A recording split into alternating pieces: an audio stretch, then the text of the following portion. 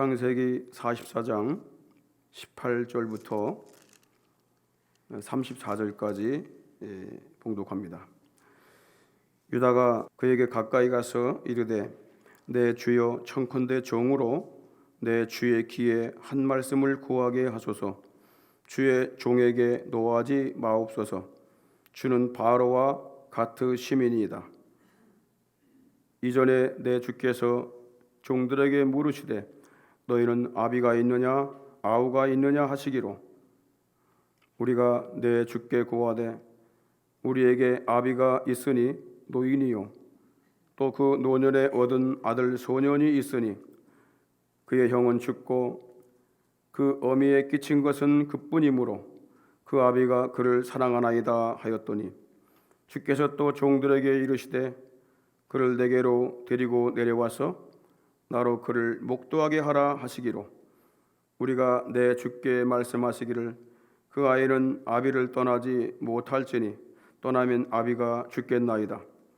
주께서 또 주의 종들에게 말씀하시되 나의 말제아우가 너희와 함께 내려오지 아니하면 너희가 다시 내 얼굴을 보지 못하리라 하시기로 우리가 주의 종 우리 아비에게로 도로 올라가서 내 주의 말씀을 그에게 고하였나이다.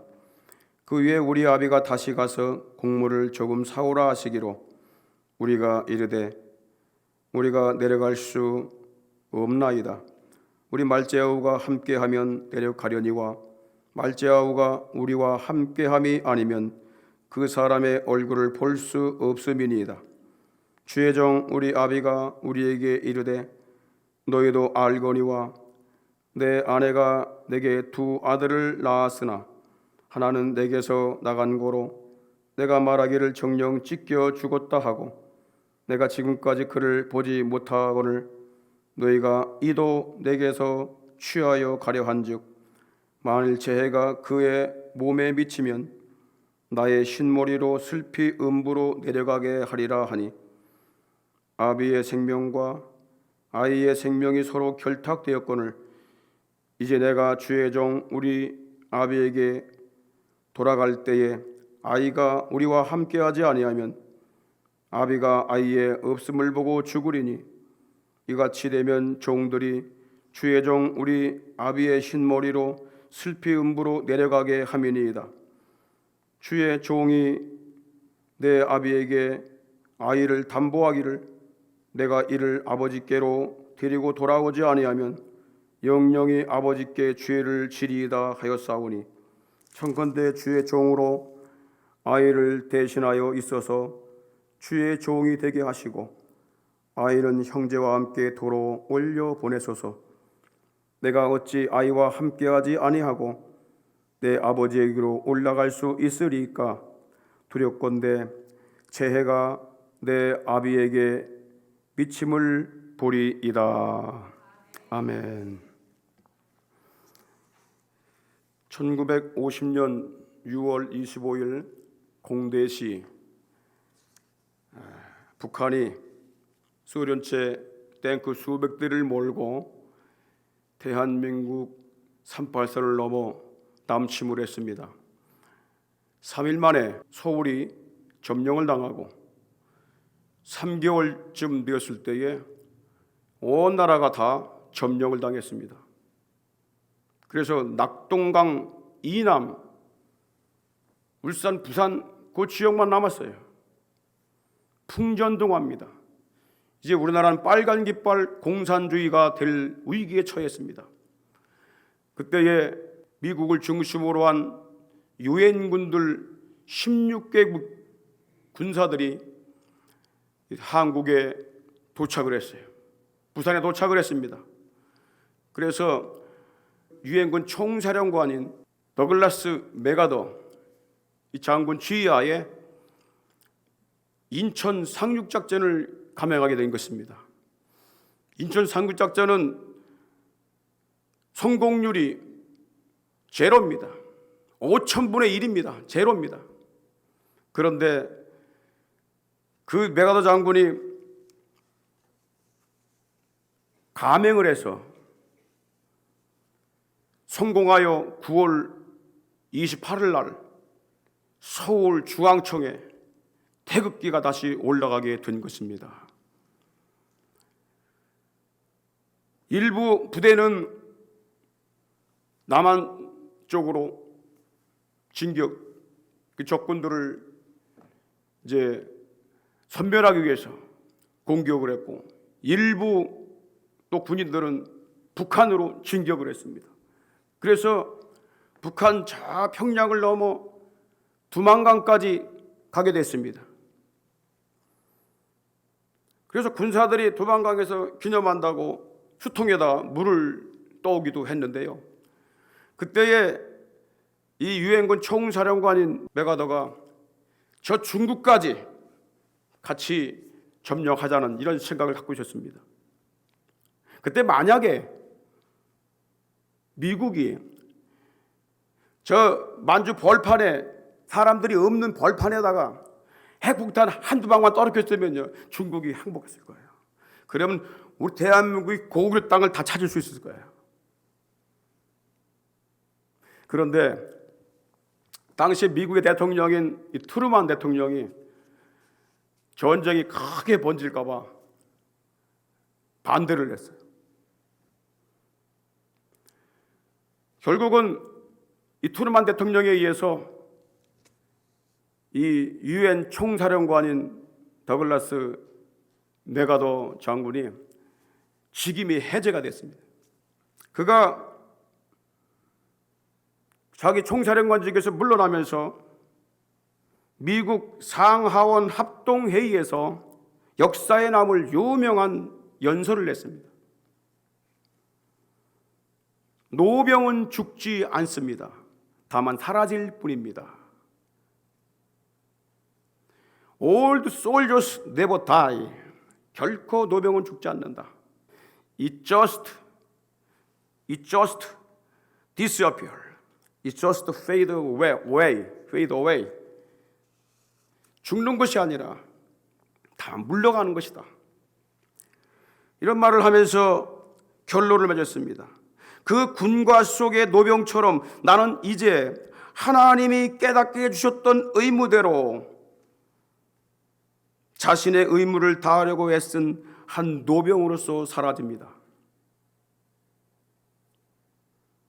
대한민국의 자유를 위해서 싸운 것이 하나님이 깨닫게 해주셨던 의무라고 하는 것입니다. 그냥 싸운 게 아닙니다. 하나님이 나에게 대한민국 자유를 지키게 하려고 주신 사명이다. 이걸 갖고 싸웠다고 하는 거예요.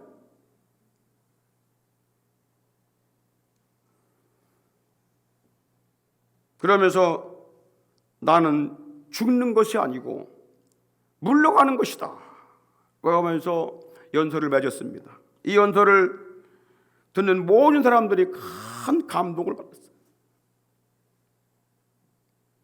하나님께서 대한민국을 사랑하셔서 위기 때마다, 나라가 풍전등화 있을 때마다 미국을 통하여 대한민국이 구원을 받고 자유민주주의가 지켜진 걸 믿으시기를 바랍니다. 메가더의 이 연설보다 더욱 감명 있는 연설이 있습니다. 오늘 본문 말씀입니다. 성경학자 마이어는 모든 문헌 중에 이 호소보다 더 감동적인 것은 없다고 말하고 있습니다.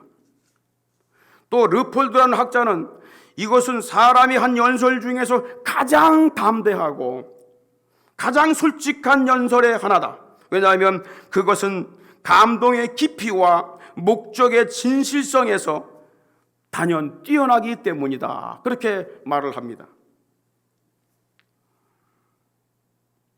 그동안 형제들에게 자신의 신분을 숨겨왔던 애굽의 총리 요셉이 유다의 탄원을 듣고 자신의 신분을 밝히고 눈물로 형제들과 화해를 하게 됩니다.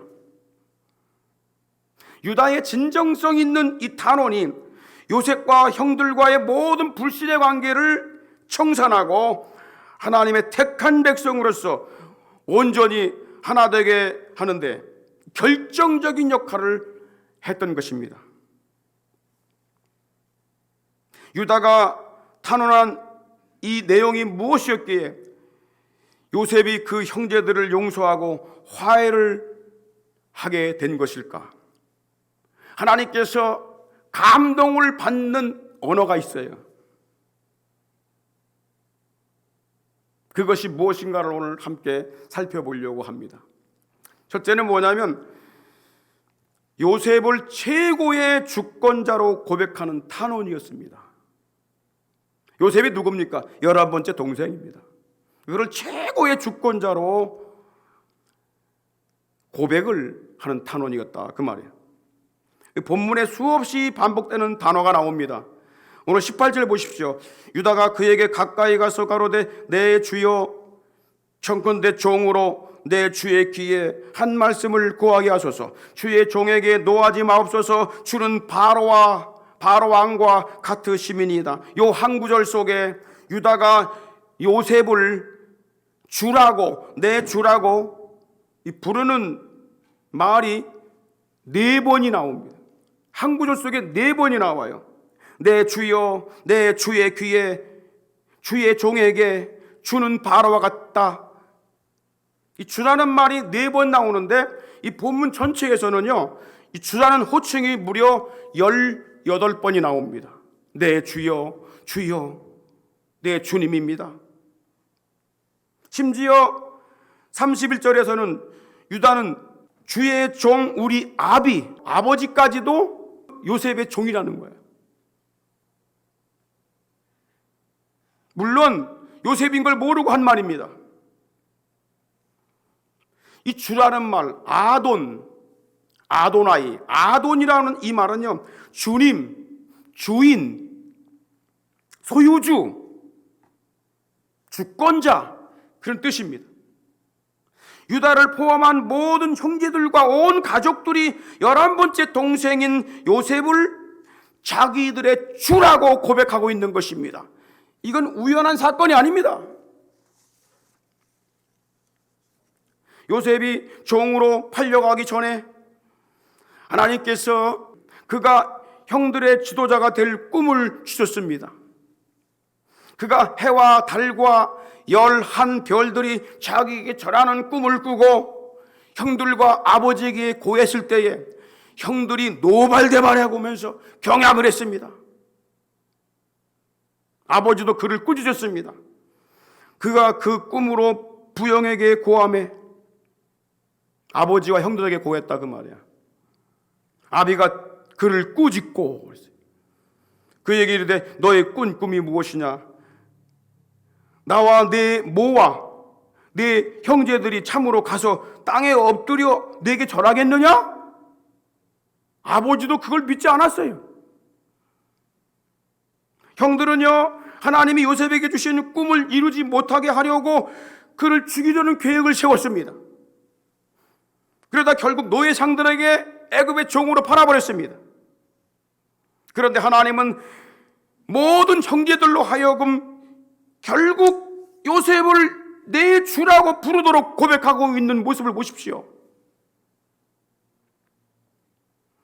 세상은 요셉의 형들처럼 하나님의 구원의 계획을 방해합니다. 유대인 같은 형제들이 예수 그리스도를 구원의 주가 되지 못하도록 막고 핍박을 하고 결국 십자가에 죽이는 것과 같습니다. 그러나 하나님은 그리스도를 부활케 하심으로 그를 구원의 주로 고백하게 하신 것입니다. 아무리 방해하고 핍박하고 막으려 해도, 교회를 말살시키려 해도 결국 하나님께서는 그들로 하여금 예수 그리스도 앞에 무릎을 꿇게 하신다고 하는 것입니다. 세상 역사를 이끌어 가시는 분은 우리 하나님이십니다. 세상 권세가 아무리 강하고 악이 아무리 강하고 사단의 권세가 강해도 하나님의 역사를 뒤집을 수는 없는 것입니다. 하나님은 그의 선지자들에게 행하실 일을 미리 보여주시고 그분의 뜻대로 역사를 이끌어 가시는 줄 믿으시기 바랍니다. 18절 끝에 보게 되면 유다는 요셉에게 주는 바로와 같으시니이다 그렇게 말합니다. 최고의 고백을 한 것입니다. 당신은 내 주인데 당신은 바로와 같은 분이다. 그러면 유다가 요셉을 주라고 부른 것이 왜 그렇게 중요할까요? 상대적으로 나는 당신의 종입니다 그 뜻입니다. 그런 고백입니다. 유다는 요셉을 10번씩이나 자기의 주의 종, 자기를 주의 종이라고 부르면서 자신을 최고로 낮춘 것입니다. 유다가 요셉을 내 주라고 부른 것은 그의 허락이 없이는 손가락 하나 까딱할 수 없는 종임을 고백한 것입니다. 자신의 생명과 앞날의 그 장래의 모든 결정은 당신 주권 아래에 있습니다 라는 고백입니다. 모든 형들이 그 요셉을 주라고 시인한 이후에 비로소 요셉과 형들이 화해를 하고 하나 되고, 그리고 흉년 때의 아버지와 모든 자손들이 애굽으로 이주를 하게 된 것입니다. 그래서 하나님께서 요셉을 세워서 주권자가 되게 하신 겁니다. 이 주라는 호칭은요, 놀랍게도 전능하신 하나님을 부를 때 쓰여집니다. 그래서 구약 성경에 보게 되면 하나님을 가리켜서 주 여호와 이스라엘 하나님, 만군의 주여 여호와 우리 주 하나님, 주를 붙이는 것입니다. 당신은 주권자이시고 모든 만물의 소유주이십니다. 이런 고백입니다. 특별히 주라는 이 명칭은 신약시대에 와서 예수 그리스도에게 사용되어졌습니다. 사도들은 예수님을 우리 주 예수 그리스도라고 고백을 했습니다. 사도행전 20장 21절에 보게 되면 우리 주 예수 그리스도, 그냥 예수님이 아니에요. 그냥 그리스도가 아니에요. 우리 주가 되시는 분이 당신이시다라고 말이에요. 우리가 예수 그리스도를 주로 고백할 때 어떤 일이 일어난지 아십니까? 로마서 10장 9절로 10절에 보니까 내가 만일 내 입으로 예수를 주로 로드라고 마이 로드라고 시인하며 또 하나님께서 그를 죽은 자 가운데 살리신 것을 내 마음에 믿으면 구원을 받으리니라고 말씀하고 있는 것입니다. 구원이 단순하게 예수님을 믿으려 구원받는 게 아니에요. 그 예수님을 나의 주라고, 나의 주님이라고 시인해야 한다는 거예요. 많은 사람들이 예수님이 구원자인 걸 알고 있어요. 믿고 있어요. 그런데 왜 그리스도를 쫓아가지 않습니까? 그를 내 주로, 마이 로드로 인정하지 않기 때문에 그런 것입니다. 내가 그분을 내 주로 시인하게 된다면 나는 뭐가 되는 거예요? 상대적으로 종이 된다는 거예요. 그분이 종이 되었다는 얘기입니다. 우리가 그러므로 예수 그리스도를 주로 시인할 때에 하나님께서 최고의 영광을 받으시는 거예요. 왜냐하면 하나님과 예수님은 하나이시기 때문입니다. 요한복음 10장 30절에 보니까 왜 아버지를 나에게 보이라고 하느냐, 아버지와 나는 하나이니라. 빌립보서 2장 11절에 보니까 모든 입으로 예수 그리스도를 주라 시인하여 하나님 아버지께 영광을 돌리게 하셨느니라. 믿음만 갖고 있으면 안 돼요. 내가 믿고 있는 그분을 내 주님으로, 내 주권자로 날마다 고백하고 나는 그분의 종의 자리에 서 있어야 하는 것입니다. 그래서 예수 그리스도를 주라고 부르는 것은 나는 그분의 종입니다 라고 하는 최고의 고백입니다. 바울은요, 자기를 소개할 때에 예수 그리스도의 종 바울은 라고 로마서 1장 1절에 그렇게 소개하고 있는 거예요. 야고보 사도도 자신을 소개할 때에 야고보 1장 1절에 보니까 하나님과 주 예수 그리스도의 종 야고보, 종이라고 표현한 거예요. 내가 예수 그리스도의 종이 된다는 것은 그분이 나의 모든 것을 책임진다는 것을 뜻합니다. 이것이 종의 비밀입니다.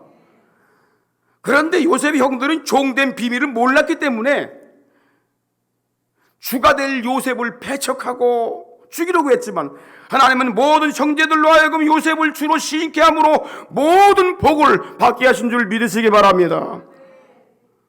사랑하는 성도 여러분, 여러분은 그리스도를 주인으로 고백하고 계십니까?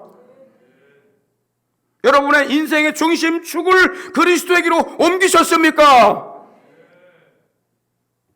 그렇다면 그분의 종이라는 의식이 있습니까? 그분이 원하는 대로 가려고 애를 쓰십니까?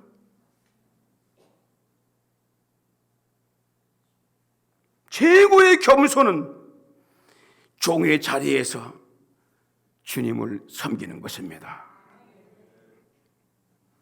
두 번째로 유다의 이 탄원이 왜 감동을 일으켰느냐 하면은 한 생명의 가치를, 한 영혼의 가치를 아주 귀중하게 여기는 탄원이었기 때문에 그래요. 한 영혼의 가치, 한 사람의 기중성. 17절에 요셉이 이렇게 말합니다. 은잔이 발견된 자만 남고 다른 형제들은 평안히 고향으로 돌아가라. 다시 말하면 막내 아우 베냐민만 남겨두고 다른 형제들은 다 가라는 거예요.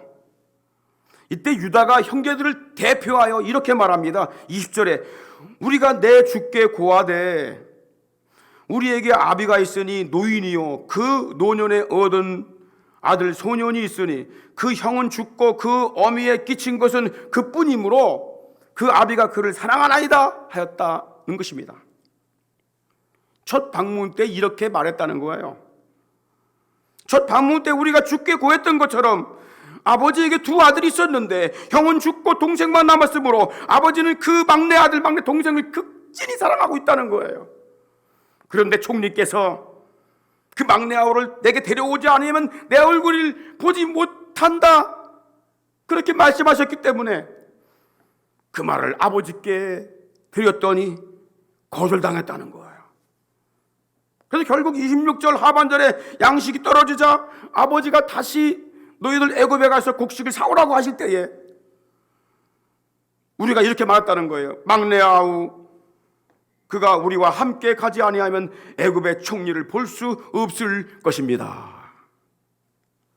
이때 아버지가 또 이렇게 말했다는 겁니다. 28, 29절에 내 아내가 낳은 두 아들 중 하나는 정령 짐승에게 찢겨 죽었기 때문에 지금까지 보지 못했는데 막내 아들까지 해를 당하게 된다면 그것은 나를 음부로 내려가게 하는 것이다 하면 절규를 했다는 거예요. 그러면서 유다가 이렇게 호소합니다. 30절 31절에 아비의 생명과 아이의 생명이 서로 결탁되었거늘 이제 내가 주의 종 우리 아비에게로 돌아갈 때에 아이가 우리와 함께하지 아니하면 아비가 아이의 없음을 보고 죽으리니 이같이 되면 종들이 주의 종 우리 아비의 흰머리로 슬피 음부로 내려가게 함이니이다. 유다의 요지는 이겁니다. 총리께서도 막내 아우를 데려오지 아니하면 나를 볼 수 없다고 하셨고 또는 우리 아버지께서도 사랑하는 막내 아들이 해를 당하게 된다면 백발된 나를 음부로 내려가게 하는 것이라고 했다는 것입니다. 이를 통하여 형들이 비로소 막내 아우가 얼마나 존귀한 존재인가, 그 생명이 얼마나 존귀한가를 깨닫게 되었다는 것입니다. 그걸 호소하고 있는 것입니다. 이것을 알기 위해서 요셉이 은잔을 시험한 것입니다. 요셉이 막내 아우의 자루에 은잔을 몰래 넣고 그를 도둑으로 몰아세웠습니다. 과연 형들이 그에 대하여 어떤 반응을 보이는가를 시험을 한 것입니다. 그런데 놀랍게도 이 형들이 도둑으로 몰린 그 막내 아우를 떠나지 않고 끝까지 같이 한다고 합니다. 이전의 형들이 아니었습니다. 그들이 한 사람의 가치와 한 생명의 귀중함을 몰랐을 때에는 자신들 마음에 거슬리는 생명을 가차없이 빼앗았습니다. 아주 악한 자들이 되었어요. 가나안 땅 세겜 부족 족장이 그들의 누이를 강간했을 때에 그 부족의 모든 남자들이 할례를 받게 되면은 그 누이를 세겜 족장에게 아내로 준다고 속여 할례를 받게 한 후에 모든 남자들을 다 무자비하게 학살을 해버렸어요. 또 그들이 요셉의 꿈 이야기를 들었을 때에 너무 미워. 그래서 그를 애굽의 종으로 팔아버렸잖아요. 이전의 형들에게서 사람의 가치와 생명의 존중이 여기는 마음은 전혀 찾아볼 수가 없었습니다. 그러나 형들이 이제는 한 생명의 가치가 얼마나 귀중한가를 깨닫게 됩니다. 애굽의 가장 높은 치리자가 네 동생을 데려오지 않으면 날 만날 수 없다. 이걸 통해서 이 동생 한 생명이 이렇게 귀중하구나, 그걸 깨달은 거예요.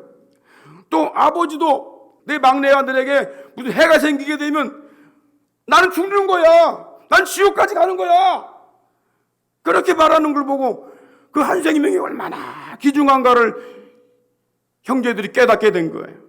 뿐만 아니라 막내 아우가 없다면 자기들은 아버지께로 갈 수가 없다는 거예요. 고향에 돌아갈 수가 없다는 거예요. 그걸 통해서 한 사람의 생명, 막내 아우의 생명, 비록 은자를 훔쳤다 하더라도, 도둑이를 몰렸다 하더라도 그 사람의 생명이 얼마나 귀중한가를 그들이 깨달았다고 하는 것입니다.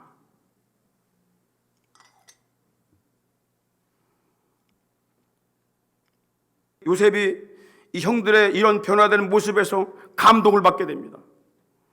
아무리 죄인일지라도 한 생명의 가치를 귀중히 여기는 마음이 사람뿐만 아니라 하나님 아버지의 마음도 감동케 함을 우리가 알아야 합니다.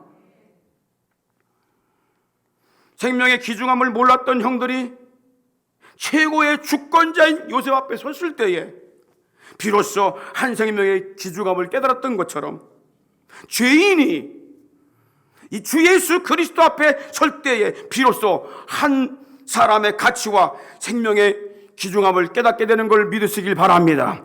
그러니까 예수 만나지 않으면 절대 생명의 귀중함을 모릅니다. 예수를 만나야 돼요. 예수 앞에 서야 합니다. 사도 바울이 하나님을 잘 믿고 있었어요. 율법도 흠없이 지키고 있었습니다. 예배도 드렸어요. 제사도 드리고 종교적인 의식 다 지켰던 흠이 없는 사람이었습니다. 그런데 예수를 등지고 있으니까 생명의 귀중함을 몰랐습니다. 그래서 많은 사람들을 옥에 가두고 사람을 죽이는데 앞장섰던 거예요. 그런데 그가 주 예수 그리스도를 만난 후에 한 생명의 귀중함을 깨달았어요. 한 사람의 귀중함, 한 영혼의 귀중함, 그걸 깨닫고 열심히 전도해서 예수의 사람으로 세우는 일에 전신전력을 다했던 것입니다. 골로새 1장 28절에 보니까 우리가 그를 전파하여, 우리가 그 예수님을 전파하여, 그리스도를 전파하여 각 사람을 권하고, 각 사람, 한 사람씩 권한다는 거예요. 그리고 각 사람을 가르치면 한 사람이 중요하다는 거예요. 그리고 각 사람을 그리스도 안에서 완전한 자로 세우려 함이니 이를 위하여 나도 내 속에서 능력으로 역사하는 이 역사를 따라 힘을 다하여 수고하노라. 할렐루야. 이 한 사람의 귀중함 알아야 돼. 언제 알게 되냐? 예수를 만나야 돼요. 예수 만나지 못하면 말뿐입니다. 인권, 평화, 말뿐입니다. 예수를 만나게 되면 진짜 사람을 사랑하게 됩니다. 한 영혼이 귀중함을 깨닫게 돼요. 예수 안 만나고 사랑한다, 인권을 강조한다, 생명을 존중한다. 거짓입니다. 거짓입니다. 그 형들이 주권자 요셉을 인정하고 그 앞에 섰을 때에 비로소 한 생명의 귀중함을 깊이 깨닫게 됩니다. 그러니까 요셉이 감동을 받아 자기 신부를 노출시키고 같이 화해를 할 수 있었던 거예요. 마지막으로 회개의 열매가 있는 탄원이었기 때문에 요셉이 감동을 받은 겁니다. 유다가 탄원의 결말을 맺습니다. 32절 33절에 보니까 주의 종이 내 아비에게 아이를 담보하기를 내가 이를 아버지께로 데리고 돌아오지 아니하면 영영이 아버지께 죄를 지리이다 하였사오니 청컨대 주의 종으로 아이를 대신하여 있어서 주의 종이 되게 하시고 아이는 형제와 함께 도로 올려 보내소서. 은자를 훔친 죄인으로 몰린 막내 아우를 대신하여 유다 자신이 종이 되겠다는 결단입니다.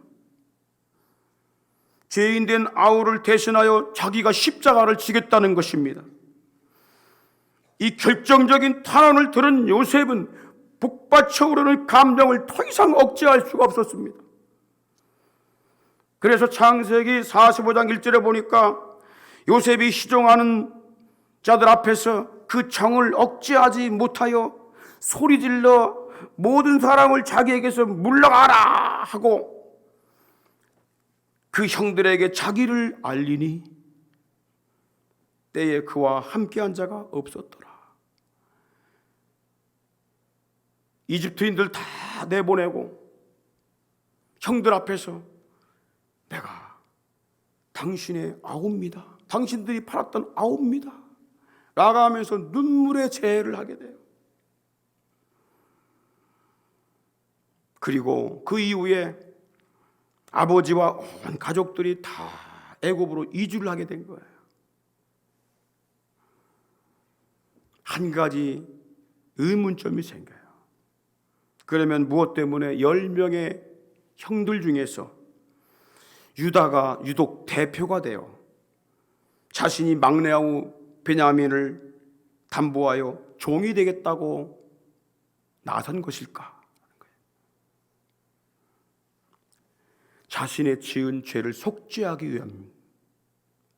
자신의 지은 죄가 있어요. 그걸 속죄하기 위해서 자기가 대표가 됐던 거예요. 이 22년 전에 그 형제들이 요셉을 죽이자고 모의했을 때 그를 죽이지 말고 상인들에게 팔자고 제언했던 자가 바로 유다였습니다. 창세기 37장 26, 27절에 보십시오. 유다가 자기 형제들에게 이르되 우리가 우리 동생을 죽이고 그 피를 은닉한들 무엇이 유익할까? 자, 그를 이스마엘 사람에게 팔고 우리 손을 그에게 대지 말자.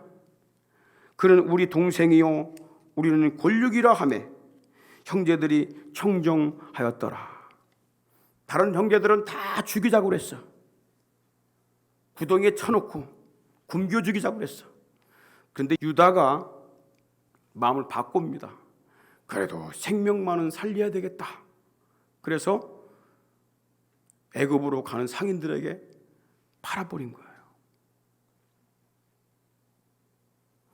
형제들이 유다의 말을 듣고 요셉을 애굽으로 가는 이스마엘 상인들에게 은 20개를 주고 팝니다. 그리고 옷을 벗기고 염소를 잡아 피를 묻히고 아버지에게 가서 피 묻은 옷을 보여드립니다. 아버지, 이거 요셉의 옷이 아닙니까? 자기 아들, 사랑하는 아들 요셉의 피 묻은 옷을 보고 기절초풍을 합니다. 짐승에게 찢겨 죽었구나, 찢겨 죽었구나. 이런 일이 있은 후에 유다는 요셉을 잃고 슬퍼하는 아버지를 볼 때마다 죄책감에 괴로워서 견딜 수가 없었던 것입니다. 아침에 자고 일어나기만 하면은 없어진 요셉을 슬퍼하면서 우는 그 모습을 볼 때에 견딜 수가 없었어요. 다른 형들은 죽이자고만 했지 실제적으로 살게 했던 자는 바로 유다였기 때문에 그는 아버지를 볼 때의 죄책감을 감출 수가 없었어요. 그래서 그는 거의 20여 년 동안 집을 나가버립니다. 이렇게 괴로워하던 차에 그에게 속죄받을 수 있는 기회가 온 것입니다. 아버지의 가장 사랑하는 베냐민을 끝까지 보호하고 그가 생명의 위험이 닥칠 때에는 자기가 그 생명을 대신하는 것이 요셉을 팔았던 죄를 조금이라도 속죄받는 길이라고 여겼다는 것입니다. 여러분, 신약성경에서 가룟 유다, 예수님을 판 가룟 유다는 예수님을 은30에 팔고 회개할 기회를 놓치고 스스로 목매달아 자살을 했습니다. 그러나 야곱의 아들 유다는 자신이 베냐민의 생명을 담보함으로 자식뿐만 아니라 모든 형제들까지 속죄받을 수 있는 생명의 문을 열어놓은 걸 믿으시길 바랍니다. 자신이 죄인을 대신하여 요셉의 종이 되는 것, 자신이 죄인을 대신하여 그리스도의 종이 되는 것, 이것이 회개의 열매입니다. 여러분, 십자가를 지기로 결단한 유다에게 어떤 축복이 임한 줄 아십니까? 창세기 49장 8절에 보십시오. 유다야, 너는 내 형제의 찬송이 될지라. 지금 아버지가 유다를 귀하게 보고 유다에게 예언 기도를 하는 것입니다. 유다야, 너는 내 자손, 내 형제의 찬송이 될지라. 내 손이 네 원수의 목을 잡을 것이요 네 아비의 아들들이 내 앞에 절하리로다. 그리고 10절에 보니까 홀이 유다를 떠나지 아니하며 시리다의 지팡이가 그 발 사이에서 떠나지 아니하시기를 실로가 오시기까지 미치리니 그에게 모든 백성이 복종하리로다. 이 홀과 지팡이는 바로 왕권을 가진 자가 나온다는 말을 하고 있는 것입니다. 홀과 지팡이가 유다를 떠나지 않는다는 말은 그의 가문에서 주권자인 왕들이 나오게 될 것인데 실로가 오시기까지 계속 나온다는 겁니다. 실로란 말은 안식을 주는 자, 평화를 만드는 자, 그 뜻입니다. 바로 예수 그리스도를 가리킵니다. 예수 그리스도가 오실 때까지 유다의 자손에서 계속 왕이 이어진다는 거예요. 그래서 예수님은 유대인의 왕으로 출생하실 것입니다.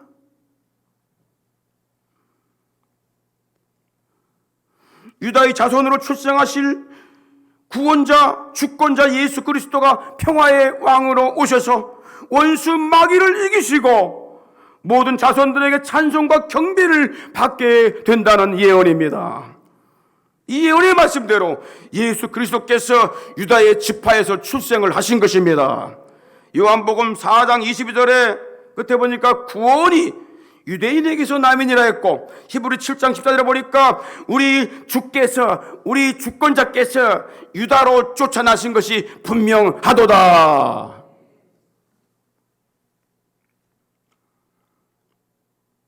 유다가 죄인으로 몰린 아우를 위해서 십자가 지는 결단을 했을 때 본인도 살고 형제도 살고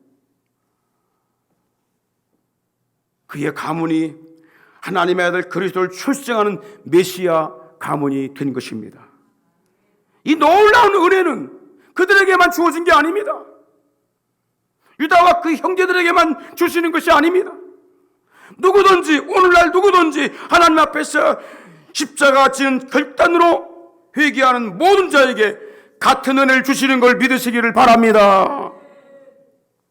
사도행전 3장 19절 20절에 보니까 그러므로 너희가 회개하고 돌이켜 죄 없이함을 받으라. 이같이 하면 유쾌하게 되는 날이 주 앞으로부터 이를 것이요 또 주께서 너희를 위하여 예정하신 그리스도 예수를 보내신다. 그렇게 말씀하고 있어요. 우린 예수님을 통해서 구원받는 것입니다. 오늘날 구원자가 따로 있는 게 아닙니다. 인간은 구원자가 될 수 없습니다. 구원자를 안내하는 역할은 할 수 있어도 구원자가 될 수는 없습니다. 요셉도 구원자가 아닙니다. 유다도 구원자가 아닙니다. 그분이 지시하시는 한 분이 있습니다. 그분이 바로 주 예수 그리스도이십니다. 사랑하는 성도 여러분, 우리가 어떻게 하나님의 마음을 감동할 수 있을까요? 어떻게 사람의 마음을 감동할 수 있을까요? 예수 그리스도를 최고의 주권자로 고백하며 종의 자리에 서는 것입니다. 하나님이 그걸 가장 기뻐하세요. 많이 안다고 되는 게 아닙니다. 열심히 한다고 되는 게 아닙니다. 내 정체성을 알아야 됩니다. 내가 누구냐? 나는 예수 그리스도의 종입니다. 이 고백입니다. 따라합시다. 나는 예수 그리스도의 종입니다. 종은 주님이 시키는 대로 하는 거예요. 내 주권이 없습니다. 그래서 주님 따라오려거든 날마다 자기를 부인하라고 그랬어요. 자기 십자가를 지고 따라오라고 그랬어요. 그게 주님이 가장 원하시는 거예요. 하나님이 가장 원하시는 거예요. 그리고 또 한 생명 한 영혼을 귀중하게 여기는 것입니다. 그 사람이 비록 죄 가운데 빠졌다 할지라도 그 영혼을 귀중하게 여기는 거예요.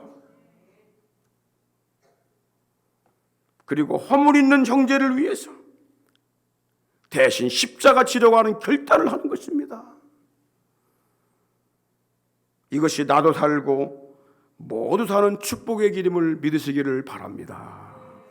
주님이 우리의 길이고 주님이 우리의 진리고 주님이 우리의 생명이십니다.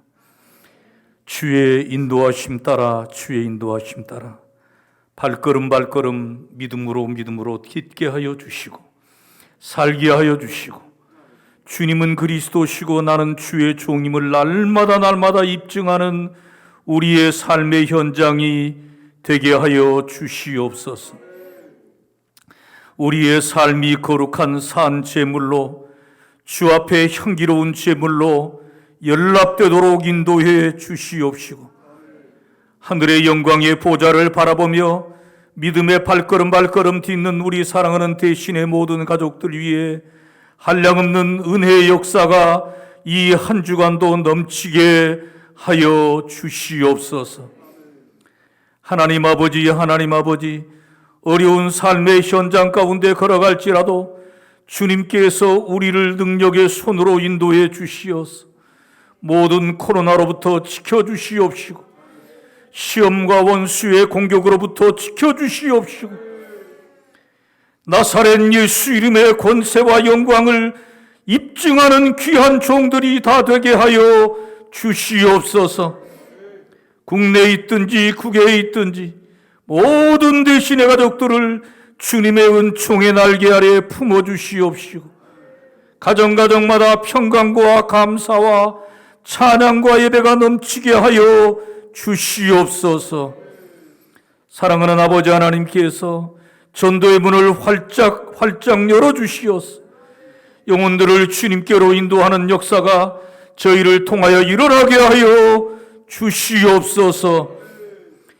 지금은 우리 구주 예수 그리스도의 크신 은혜와 하나님 우리 아버지의 극진하신 사랑하심과 성령님의 감동 감화 충만한 교통하심이 모든 성도들의 심령, 가정, 사역, 산업들 위에와 이 땅에 주의 피로 사신 모든 교회들 위에와 전 세계 복음 전선에 파송받아 다시 오실 우리 주님의 길을 예비하며 피 묻은 십자가의 복음을 전하며 충성하는 모든 선교사님들 위해 이제로부터 영원토록 함께하옵시기를 간절히 축원하옵나이다. 아멘.